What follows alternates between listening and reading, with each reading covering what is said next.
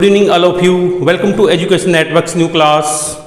Education Networks की lesson number 6 Maurya empire की इस कक्षा में सभी का स्वागत है। विद्यार्थियों, हमारा आज का विषय है मौर्य प्रशासन, मौर्य एडमिनिस्ट्रेशन। ये टू पार्ट्स में बटा हुआ था, केंद्रीय प्रशासन और प्रांतीय प्रशासन। आज की कक्षा में मैं आपके साथ मौर्य साम्राज्य का जो प्रांतीय प्रशासन कैसा था उसके बारे में डिस्कस करूंगा। So I hope you will listen this class carefully. So don't waste time, hurry up. देखो जी, प्रांतीय केंद्रीय प्रशासन। मौर्य काल में केंद्रीय शासन का प्रधान जो सेंट्रल एडमिनिस्ट्रेशन था उसका चीफ मुख्य प्रधान कौन होता था भाई?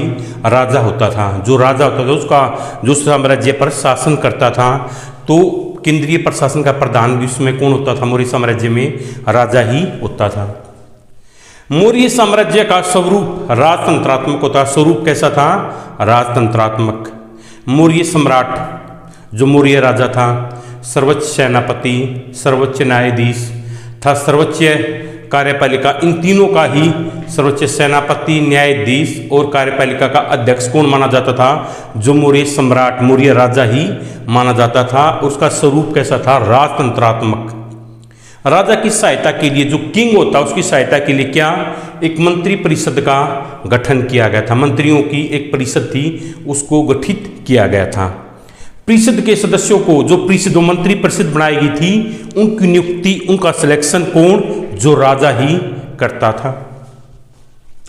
मंत्री परिषद को सिर्फ राजा को सलाह दी। जो मंत्री परिषद है ना, जो राजा को अपने वर्क में किसी भी टाइप की कोई एडवाइस ही देती थी राजा को, जैसे यूथ से रिलेटेड है या राज से रिलेटेड है या कोई पब्लिक रिलेटेड जो वर्क है, उसमें वो सिर्फ एडवाइस ही देती थी, सलाह देती थी। कौन? मंत्री परिषद।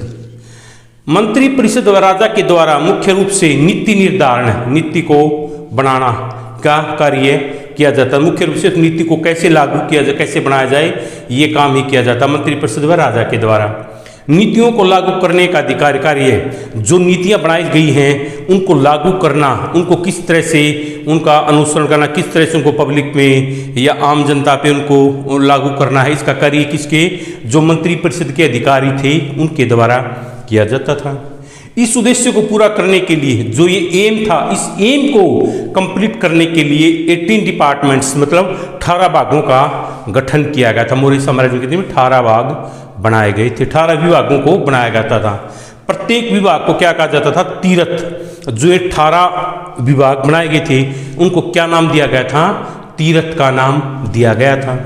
तीर्थ का अध्यक्ष कौन भाई? क्या कहलाता था? आमत्य। जो तीर्थ है, जिनको 18 विभागों को तीर्थ का नाम दिया गया था, और इसका क्या कहलाता था? आमत्य। वो अध्यक्ष आमत्य कहलाता था।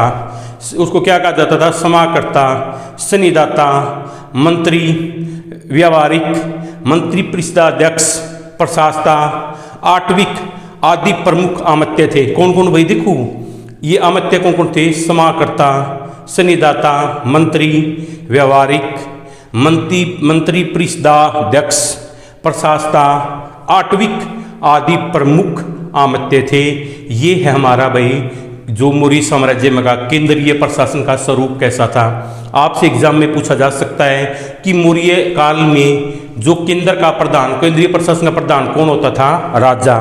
मंत्री परिषद को राजा को सलाह देने के लिए किसका कार्य किया गया था? मंत्री परिषद का।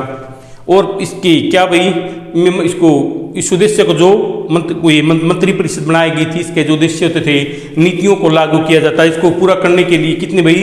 18 विभागों का चयन किया गया था, बनाया गया। इन विभागों को क्या कहा जाता था? तीर्थ कहा जाता था। और तीर्थ का अध्यक्ष कौन क्या कहलाता था? आमत्य। इस टाइप से ये क्वेश्चन एग्जाम में आपसे एग्जामिनर पुटअप कर सकता है। सो आज की क्लास में इतना ही काफ़ी। That today's for enough. Meet you tomorrow in new class with some more important question of related with this lesson. आज की कक्षा आपको कैसे लगी? Please write down in the comment box. So it's my polite request to all of you, please like, share and subscribe Education Networks channel.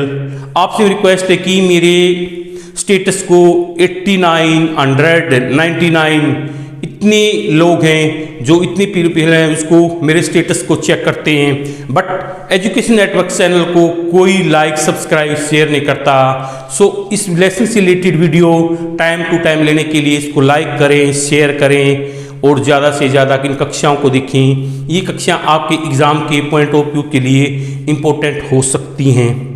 Thanks for this cooperation. आज के लिए इतना ही काफ़ी। जय हिंद, जय भारत, जय हरियाणा।